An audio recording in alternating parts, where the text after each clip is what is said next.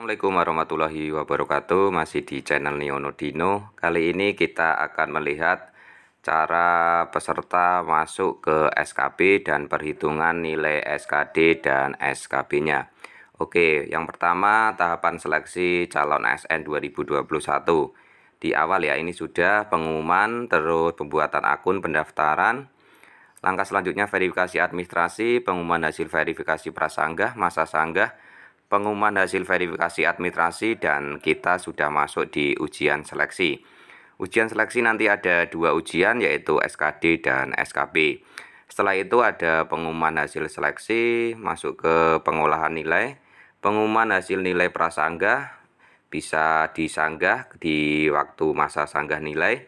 Kalau sudah selesai masuk ke pengolahan nilai akhir, pengumuman hasil kelulusan akhir, pemberkasan, dan pengusulan penetapan nomor induk penetapan NIP. Ini adalah alur di tahapan seleksi ASN di tahun 2021. Secara singkat alur pendaftarannya seperti ini ya teman. Kita sudah masuk di pelaksanaan seleksi kompetensi dasar SKD. Setelah itu kita masuk ke SKB dan nanti di pengumuman kelulusannya.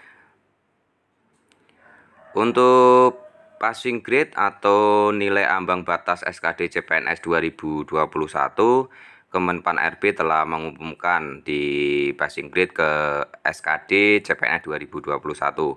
Yang pertama untuk penetapan kebutuhan umum TWK, TIU, dan TKP-nya adalah 65, 80, dan 166. Untuk penetapan kebutuhan khusus disabilitas 60 dan nilai total SKD-nya 286. Penetapan kebutuhan khusus Komlut TIU 85, total SKD 311. Penetapan kebutuhan diaspora yaitu TIU 85, total SKD 311. Penetapan kebutuhan khusus putra-putri Papua dan Papua Barat TIU 60, total SKD 286. Penetapan kebutuhan umum dokter TIU 80, total SKD 311. Penetapan kebutuhan umum ABK, Reserve, dan pengamat gunung api TIU 70, total SKD 286. Ini adalah batas nilai yang harus dicapai oleh peserta CPNS 2021. Pertanyaannya, apakah peserta yang sudah passing grade lolos ke SKB? Jawabannya adalah belum tentu. Contoh di CPNS 2019. Untuk kuota peserta SKB itu adalah 3 kali jumlah formasi yang dilamar. Maksudnya bagaimana? Seperti ini, misalkan formasi yang dibutuhkan adalah 10, berarti yang bisa masuk SKB itu adalah peserta yang passing grade dan diambil peringkat 1 sampai 30, karena kuota peserta itu adalah 3 kali jumlah formasi yang dilamar. Misalkan formasi yang dilamar itu adalah sebanyak 2, berarti jumlah peserta yang bisa masuk passing grade itu adalah sebanyak 6 peserta. Gitu ya teman. Terus apabila terdapat peserta dengan nilai SKD yang sama, maka kelulusan SKD didasarkan pada nilai yang lebih tinggi secara berurutan, mulai dari TKP, TIU, dan TWK.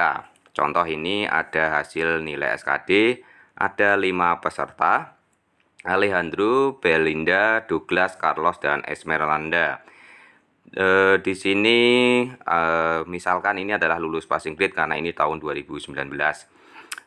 Berarti misalkan yang dibutuhkan adalah 1 formasi, berarti yang masuk SKB adalah 3 peserta. Otomatis Alejandro dan Belinda ini sudah masuk SKB. Yang ketiga, karena nilainya sama, Douglas, Carlos, dan Esmeralda nilainya sama, 367. Yang masuk SKB selain Alejandro dan Belinda yaitu Carlos.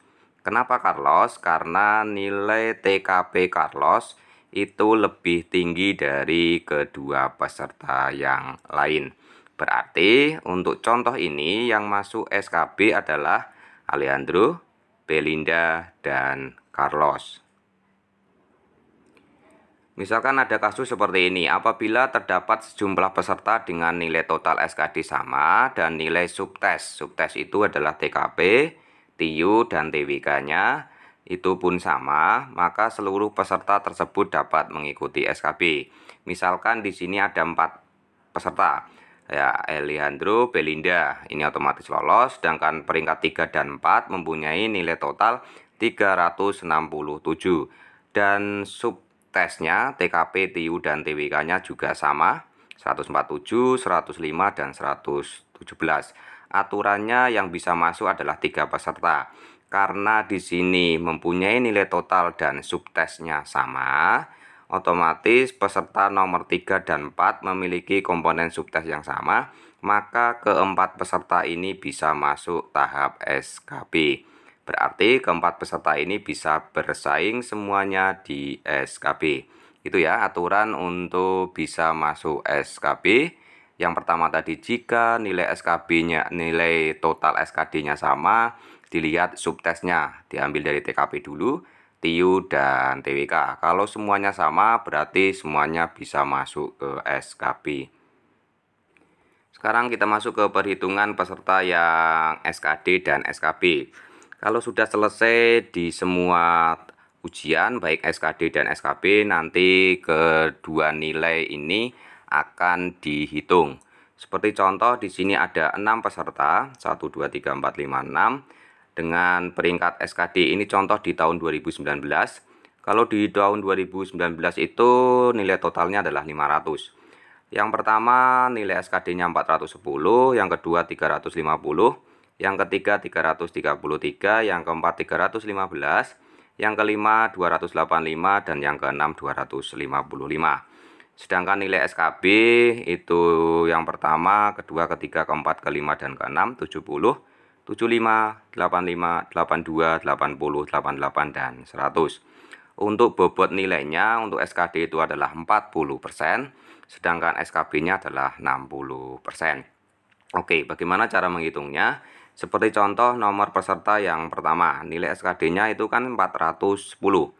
Berarti untuk menghitung nilai SKD setelah dibobot nilaikan 40%, caranya adalah 410 dibagi nilai totalnya adalah 500 dikalikan 40, berarti 32,80. Sedangkan yang peringkat kedua 350, caranya berarti 350 per nilai total 500 dikalikan 40%-nya. 333 caranya sama, ketemu 26,64. 315 25,20. 285 menjadi 22,80.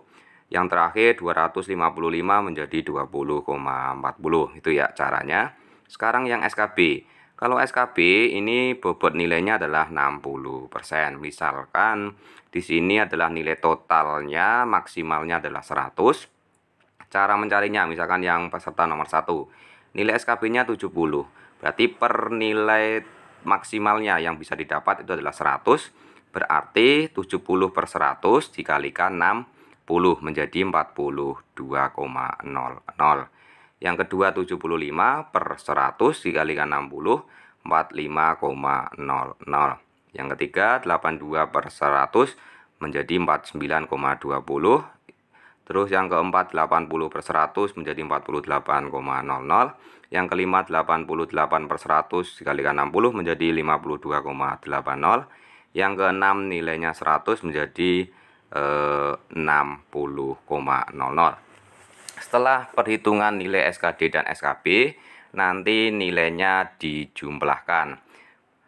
Nomor peserta nomor 1 menjadi 74,80, peringkat nomor peserta 2 73,00, peringkat nomor peserta 3 75,84, yang keempat 73,20, nomor peserta kelima 75,60, nomor peserta keenam 80,40. Karena ini 6 peserta yang ikut SKB, otomatis yang dibutuhkan adalah 2. Berarti kita diambil 2 peserta yang tertinggi nilainya. Berarti peringkat satunya itu adalah 80,40, nomor peserta ke-6.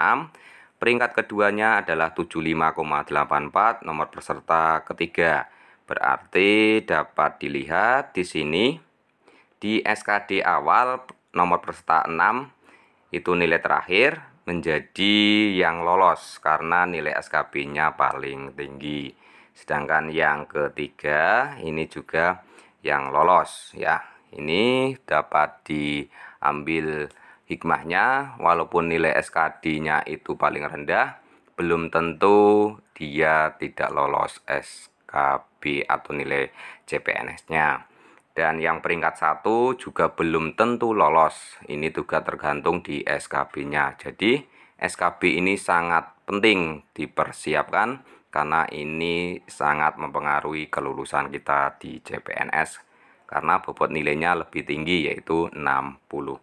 Seperti itu yang dapat saya sampaikan, kurang lebihnya mohon maaf. Sekali lagi ini adalah contoh di CPNS tahun 2019. Terima kasih. Wassalamualaikum warahmatullahi wabarakatuh.